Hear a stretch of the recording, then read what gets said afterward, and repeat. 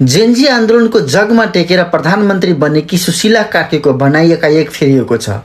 पहिले चाहिँ उहाँको यो दुईटा भनाइ सुन्नुहोस्। राजीनामा दिएर हुँदैन, नैतिकताको रूपमा होइन पतन भयो। राजीनामा दिएर मात्रै हुँदैन, यो हत्याको जिम्मा लिएर कटघरामा उभिनु।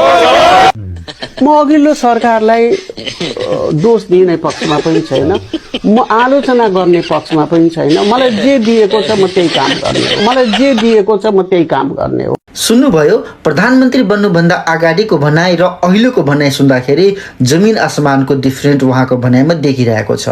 र यसले चाहिँ जेनजी पुस्तामा चिन्ता र सोच झन बढाइएको छ भने आक्रोशित समेत जेनजी पुस्ताले बनाइरहेका छन्।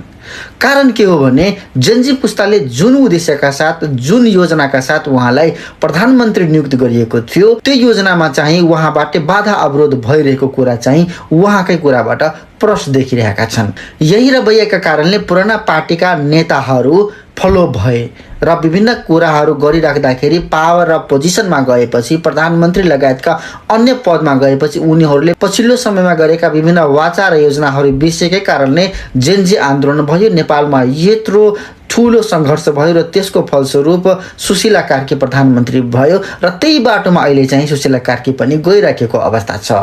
र पुराना दलका नेताहरूले आफ्नो भनाइहरू फेरिराख्दाखेरि सुशीला कार्की पनि त्यही शैलीमा आफ्नो भनाइ फेर्नुलाई तपाईँले कुन रूपमा लिनुभएको छ? प्रतिक्रिया अवश्य दिनुहोला। धन्यवाद।